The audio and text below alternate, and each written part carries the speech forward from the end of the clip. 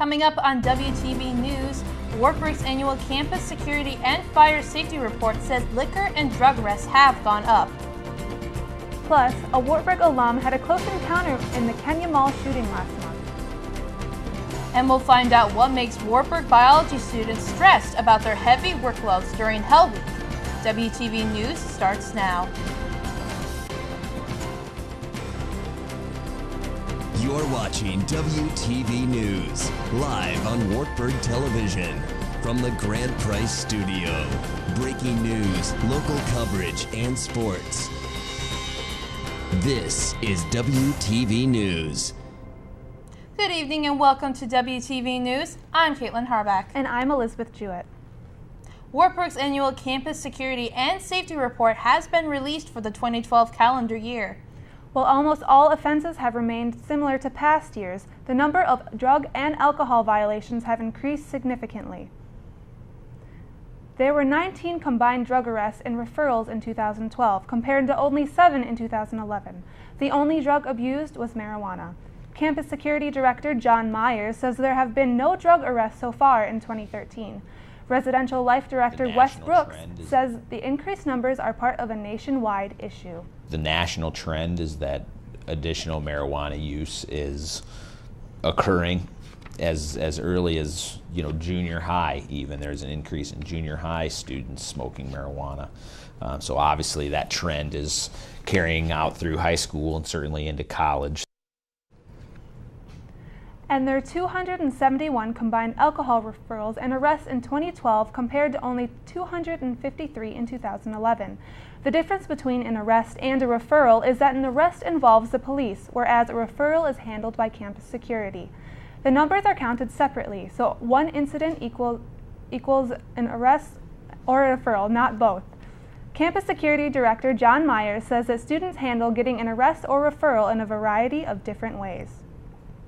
They mature, and as they move along through the years, they either move off campus and take the problem with them, or they learn the error of their ways and quit using it, or they withdraw and they're no longer students. They also say that marijuana arrests can be difficult because there needs to be physical evidence. So even if there is an obvious odor or a student admits to smoking, they might not get in trouble. A 2003 Wartburg graduate had a close encounter with the deadly mall shooting in Nairobi, Kenya last month. Jason Bell was in Nairobi's Westgate Mall the day before the shooting. He left the next morning before Al-Shabaab terrorists shot and killed more than 60 people in the mall. He flew into Kenya that week, where he worked for many years as a United Nations refugee specialist. Bell's father, Scott Bell, says after visiting Nairobi last June, he is sad to see what has happened to something important in his son's life. Part of the reason we went there was to just kind of see Jason's environment. He's been there for a long time and wants to continue to work there. Really saddened to see the footage from this and understand what everybody is going through. And clearly the Kenyan people are just very, very sweet, nice, engaging people. 1 week, 1 class, and 4 tests. 4 third-year biology students taking anatomy and physiology. This is known as Hell Week. But what is the purpose behind the multiple tests? WTV's Jeannie Edson looks beyond the stigma of Hell Week and the motivation behind it. There's a whole lot of hype with Hell Week, and that it's like, oh my gosh, 4 tests, 1 class, and I know I was part of some of that, but at the same time, it was a good challenge for me. Anatomy and physiology professor Dr. Ed Weston says the week helps mimic the stresses of medical school, giving students a taste of their future. The way you're going to be assessed when you're there is through exams, one exam after another. So what better way to prepare our students for optometry school, or dental school, or med school, or nursing school? All these things that require lots of exams in the educational process, but then the passing of exams to become a licensed practitioner. 4th year Ellen Scott completed the course 2 years ago and says in retrospect the stresses of the week contributed to her success. I would definitely say that the time management skills improved for me from these Hell Weeks. Along with her classmates, Dersher will complete several more Hell Weeks throughout the year-long course and ultimately hope to become part of the roughly 94% of Wartburg graduates that are accepted into medical school. Dr. Weston says this percentage is a reflection of students learning to cope with the compounded stress. There's a certain pressure to that I want to help train the students to deal with. Reporting for WTV News, I'm Jeannie Edson. Dr. Weston also said he also serves as an advisor to any students who may have difficulty dealing with the pressures of Hell Week. Next on WTV News, Waverly firefighters continue to keep their city safe with the support of the community and the families involved. And one Wartburg organization plays video games to fight cancer. We'll be back in 2 minutes. All around the country, firefighters are teaching how to prevent fires and be safe around them as part of National Fire and Safety Prevention Week. WTV's Jacqueline Schutte talked to Waverly's own fire department and how they protect their community. Jackie? The fire department responds to 120 calls per year and is made up completely of volunteers. They're willing to help out their community in any way they can. If somebody calls and they don't know who to call for their problem, they call the fire department. So you need to be able to handle cats in the trees and missing people, water rescues, car accidents. Like most other small-town fire departments, they don't receive very much money. But the department says they're lucky to be in Waverly. We have a community that supports us very well. I know of some of the other struggles with the communities around us. A lot of times it's hard to keep up to date on the equipment. The city allocates $160,000 for equipment and wages. However, the average cost for uniform, $5,000. And pay for the firefighters? Only $6 per call. And the trucks are multi-million dollars. All of that equipment has to be updated every 10 years. I'll get water to them when they holler that they're ready for water. Mike Sabursky is 79 years old and has been a firefighter for 47 years. He says what they do is something that can't be bought. Our motto is to protect life and property. And if I can help somebody out, that's what I want to do. Just the most meaningful thing for me is just being able to help people. It's something that is taught at a young age for many on the Waverly Fire Department. They have 5 father-son teams. Wartburg student Jordan Miller is a 4th-generation firefighter. And I've always known that I wanted to be a firefighter someday. So when the time came, I felt like it was my chance. I was thrilled when he decided he wanted to join. The firefighters put themselves in potentially life-threatening situations to help their community. And at the end of the day, they have each other. And when you get on a fire call, you may be dependent upon him to save your life. You got to be friends. So, and we are. We might squabble here a little bit, but not on a fire ground. The guys are your best men in your weddings, and sometimes they're your pallbearers at your funeral. You get some very close bonds down here, and I can't think of a more dedicated bunch that I would want to be a part of than the fire department. We're family. That's all I can say is we're family. Firefighters say the most rewarding part about their volunteering is teaching kids about fire prevention. Kevin Miller says he's taught around 8,000 kids how to be safe around fire. Bartles residents will be able to fully enjoy the Waverly community due to a recent donation.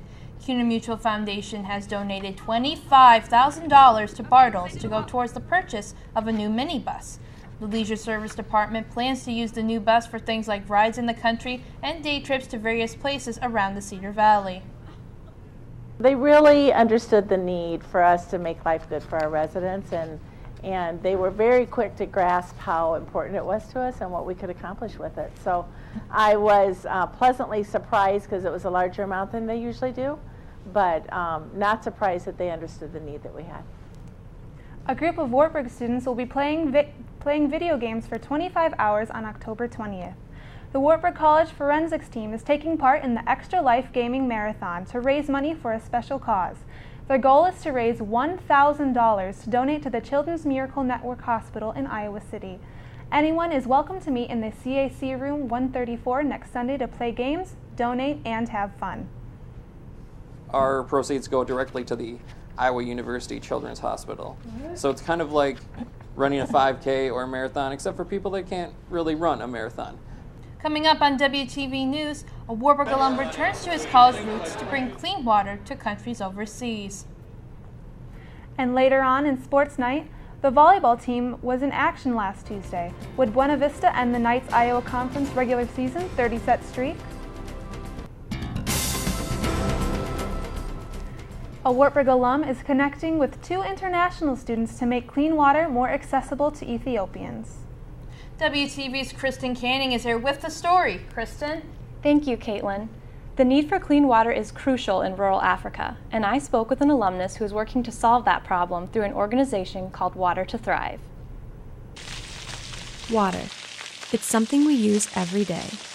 It's essential to basic life and quality of life, yet we don't even think about using it. Wartburg alumnus Ed Charlo sees things differently.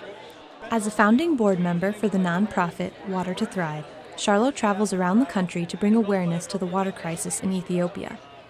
Charlo and a few friends started the organization after doing a study on world hunger and poverty. Water to Thrive has funded 400 wells since its start in 2007. I don't know if it's possible to explain how long it might take. We're often asked a question, when will you be done? It'll never happen in our lifetime, your lifetime, or our grandchildren's lifetimes. The need is so strong. After his second trip to Ethiopia in August, Charlo is back at Wartburg to get more students involved in Water to Thrive. On campus this week, I met with several folks who are interested at this point starting a Water to Thrive organization on campus. Charlo also visited Waverly Shellrock Middle School to give a presentation. Last year, Charlo connected with 2 Wartburg International students to fund 2 more $5,000 wells. Sibu Sisu Kunene from Swaziland and Aman Gebramariam from Ethiopia applied for a Davis Projects for Peace grant to fund their wells. I've never lived under conditions where I had to wonder if I could have clean water the next day. And so it's hard sometimes to empathize with the situation of people who are in that situation. This summer, Kunene and Gebramarian visited Ethiopia with Charlo to present one of the finished wells. Gebramarian's Ethiopian heritage gives him a special connection to Water to Thrive. He hopes to continue working with the organization. I haven't promised myself to them, but I promised myself that I should be able to actually fundraise one more well and maybe partner up with different people and then just sponsor one. So that's my future goal. For Charlo, forming friendships with Wartburg students is just a benefit of his work. I get out of it, of course, it lifts my heart to see young people paying attention and knowing that they too can help change this world in which we live.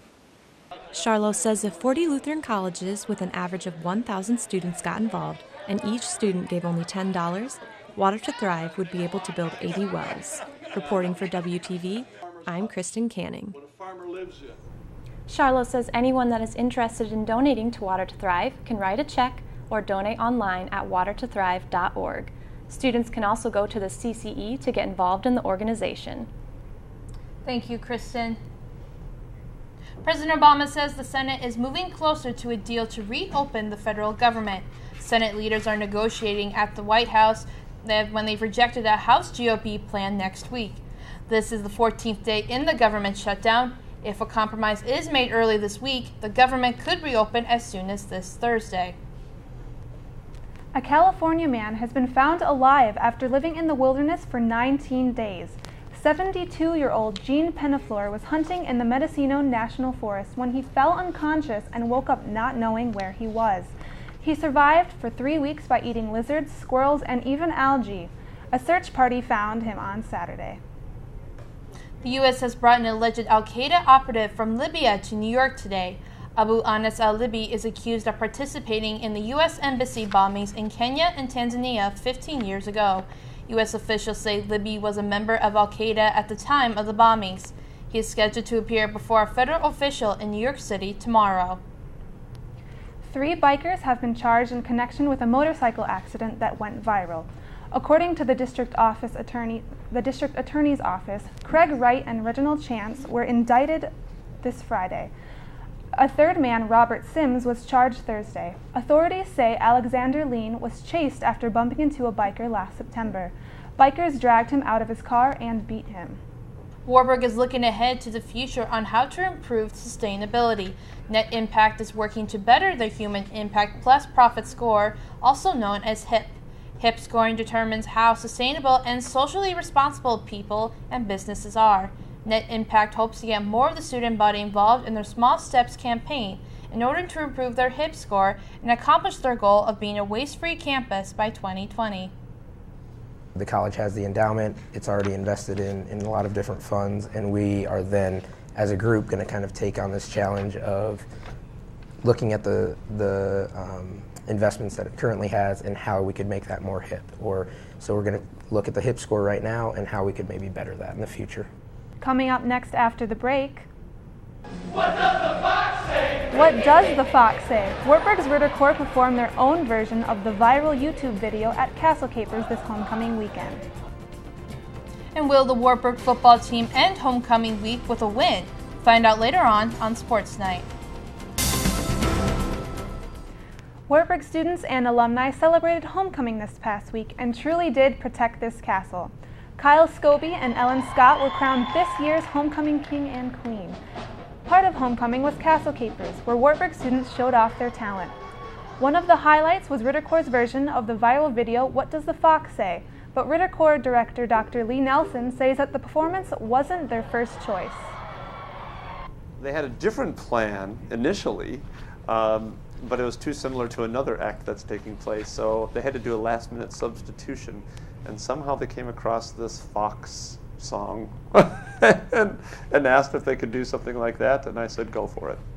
And thank you for joining us for WTV News. Stay tuned for Sports Night. Have a great night.